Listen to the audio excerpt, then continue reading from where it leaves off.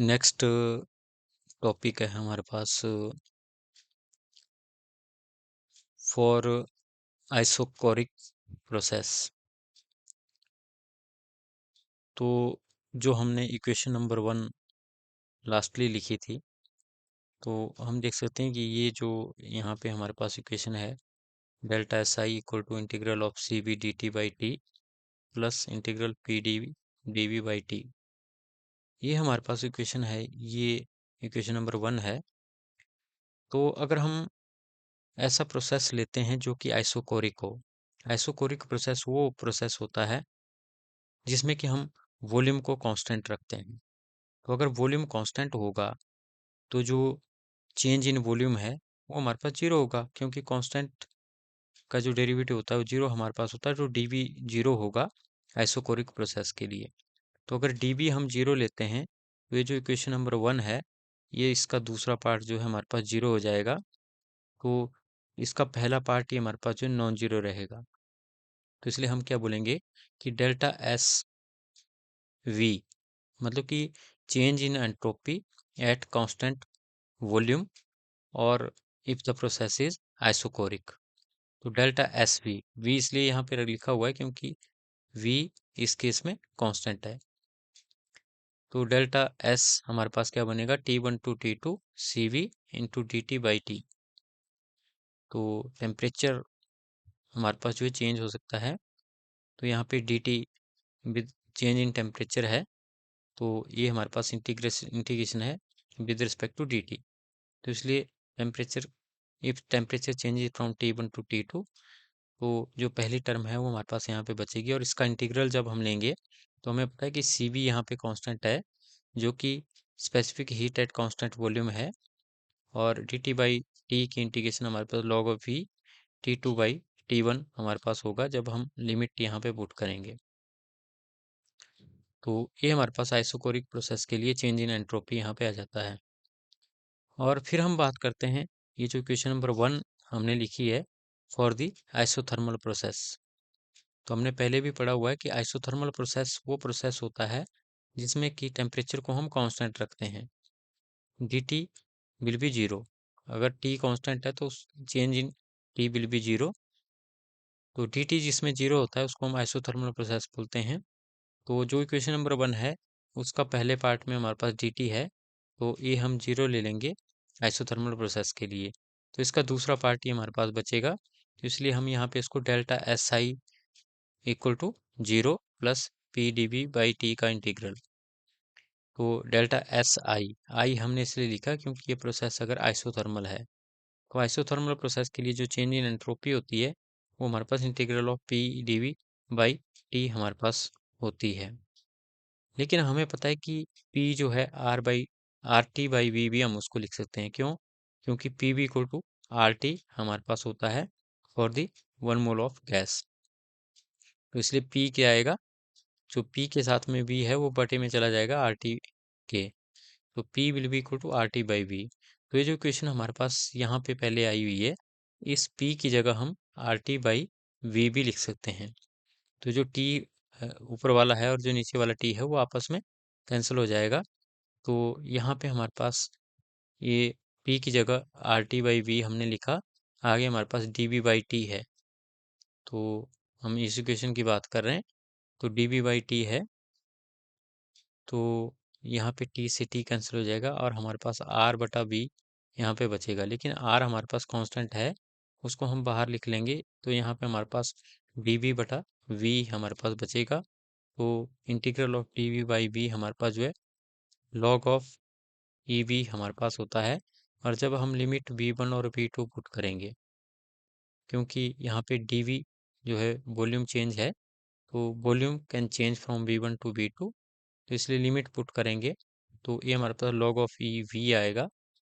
तो जब हम अपर लिमिट और लो लिमिट पुट करेंगे तो log of E V2 minus log of E V1। तो log of A minus log of B क्या होता है, लॉग ए बटा बी। इसलिए यहाँ पे क्या बनेगा, are log of E V2 बटा V1। तो ये जो हमारे पास यहाँ पे आया, ये entropy change for the isothermal process के केस में हमारे पास यहाँ पे आया। और हमें पता है कि आइसोथर्मल प्रोसेस के लिए P1V1 इक्वल टू P2V2 हमारे पास होता है। क्यों? क्योंकि PV इक्वल टू RT होता है, तो टी भी अगर कांस्टेंट है, आर भी कांस्टेंट होता है, तो हम क्या बोल देंगे कि P V equal to constant. तो पी वी कांस्टेंट है, इसका मतलब पी और वी की मल्टीप्लिकेशन हमेशा कांस्टेंट रहेगी। पी और वी की वैल्यू डिफरेंट हो सकती है, P1V1 हो सकता है, P2V2 हो सकता है, लेकिन इनकी जो प्रोडक्ट है वो हमेशा ही कांस्टेंट रहेगी। तो इसलिए हम बोलेंगे P1V1 इक्वल टू P2V2। तो जो हमने इस इक्वेशन में हमारे पास V2/V1 आया हुआ है, इसको हम चेंज कर सकते हैं इस इक्वेशन की हेल्प से, क्योंकि इस V2 के बटे में इस V1 को ले जाएं तो हम क्या बोलेंगे कि V2/V1 क्या बन जाएगा, P1/P2। तो इसकी जगह हम P1/P2 भी यहाँ पे लिख सकते हैं। लेकिन हमने पहले पढ़ा हुआ है कि R जो होता है वो CP माइनस CB हमारे पास होता है, तो R की जगह हम CP माइनस CB लिख सकते हैं, और log ऑफ V2/V1 की जगह हम P1/P2 लिख सकते हैं, जो कि हमें इस इक्वेशन से मिल जाता है। तो V2/V1 हमें इस इक्वेशन से मिल जाएगा, जो कि P1/P2 हमारे पास आएगा।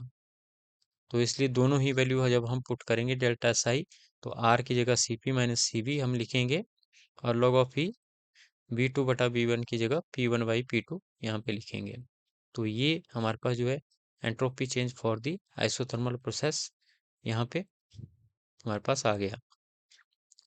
तो बोलता है कि it is possible to eliminate either any one of the three dynamic variable P, V and T and express delta I in terms of other two. तो बोलता है कि हम जो है किसी एक वेरिएबल को एलिमिनेट कर सकते हैं, और जो हमारे पास दो वेरिएबल हैं उनकी हेल्प से हम जो एंट्रोपी चेंज की इक्वेशन है वो यहाँ पे लिख सकते हैं। क्योंकि हमें पता है कि P V equal to R T हमारे पास होता है। अगर हमें तीनों वेरिएबल में से दो वेरिएबल पता है तो हम तीसरे का पता भी कर लेते हैं। फिर हमारे पास है expression in terms of T and V. तो टेम्परेचर और वॉल्यूम की फॉर्म में जो एंट्रोपी चेंज का एक्सप्रेशन होता है उसको हम यहाँ पे देखेंगे। तो हमें पता है कि P की वैल्यू RT/V होती है। तो अगर हम इसकी वैल्यू क्वेश्चन नंबर 1 में पुट करेंगे, तो क्वेश्चन नंबर 1 हमारे पास क्या थी, delta S equal to integral of CB dt/T plus P into dV/T। तो P की वैल्यू की जगह हम RT/V अगर लिखें तो T से T कैंसिल हो जाएगा, तो यहाँ पे R कांस्टेंट बाहर आ जाएगा, और यहाँ पे dV/V हमारे पास बचेगा। लेकिन R की वैल्यू CP माइनस CB हम लिखते हैं, तो यहाँ पे R की जगह CP माइनस CB, तो यहाँ पे dV/V हमारे पास बचेगा, और यहाँ पे CB dt/T हमारे पास यहाँ पे बचेगा। तो अब ये जो इक्वेशन हमारे पास आई, इसको हम थोड़ा सा यहाँ पे सॉल्व करेंगे। बोलता है कि expression in terms of P and V। तो हमें पता है कि PV इक्वल टू RT होता है। अगर इस इक्वेशन की दोनों साइड को हम डिफ्रेंशिएट करते हैं, तो लेफ्ट साइड में हमारे पास दो वेरिएबल हैं P और V, लेकिन राइट साइड में एक ही वेरिएबल है T। तो दो वेरिएबल का अगर प्रोडक्ट हमारे पास है तो उनका डेरिवेटिव हम कैसे लेते हैं, पहला एज इट इज दूसरे का डेरिवेटिव प्लस दूसरा एज इट इज पहले का डेरिवेटिव, और ये जो दूसरी साइड में आर है ये हमारा जो है बटे में आ जाएगा। तो दूसरी साइड हमारे पास डी टी बचेगा। तो दोनों साइड को हम डिफ्रेंशिएट करेंगे तो ये आ जाएगा P into D B plus V into D P equal to R into D T. तो R बटे में ले आएंगे तो हमारे पास ये इक्वेशन यहाँ पे बन गई, E D B plus V D B D P divided by R equal to D T. तो ये जो हमारे पास डी टी की वैल्यू यहाँ पे आई, इस डी टी की वैल्यू को हम इस इक्वेशन नंबर 6, इस इक्वेशन नंबर 6 के यहाँ पे नेक्स्ट हमारे पास है change of entropy during a reversible path in A PV diagram. तो जैसे कि हमें पता है कि हमारे पास कोई भी रिवर्सिबल प्रोसेस होता है, उस रिवर्सिबल प्रोसेस के केस में हमारे पास जो एंट्रोपी चेंज है वो हमारे पास जो जीरो होता है। तो अगर हम ऐसा साइक्लिक पाथ लें, तो उस साइक्लिक पाथ में जो हम प्रोसेस करवाते हैं उसको हम रिवर्सिबल प्रोसेस या साइक्लिक प्रोसेस यहाँ पे बोलते हैं। तो यहाँ पे हम देख रहे हैं कि हमारे पास एक पीवी डायग्राम है, हम ए से बी पाथ की तरफ जाते हैं और B से A की तरफ आते हैं। इसका मतलब क्या हुआ कि हम A से B की तरफ जाते हैं तो वॉल्यूम इंक्रीज होता है, प्रेशर डिक्रीज होता है।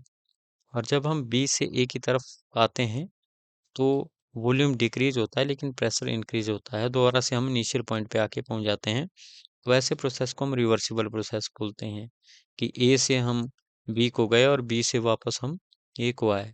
तो ऐसा जो हमारे पास रिवर्सिबल प्रोसेस होता है, रिवर्सिबल प्रोसेस के केस में जो टोटल एंट्रोपी चेंज होता है वो हमारे पास जो 0 के बराबर यहाँ पे होता है। तो इसलिए हम यहाँ पे क्या लिख सकते हैं, close line integral of ds equal to 0, मतलब along the cyclic path when we take a complete cycle entropy change is 0।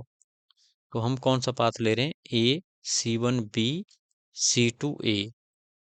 तो entropy change A to C1B to C2A is equal to 0। तो इसको हम दो पार्ट में भी कर सकते हैं, A C1B entropy change plus B C2A entropy change equal to 0। या तो हम क्या बोलेंगे कि पूरे साइक्लिक प्रोसेस का में एंट्रोपी चेंज 0 होता है, या sum of entropy change from A to B and from B to A is 0, क्योंकि वो पूरा ही साइकिल हमारे पास बन जाता है।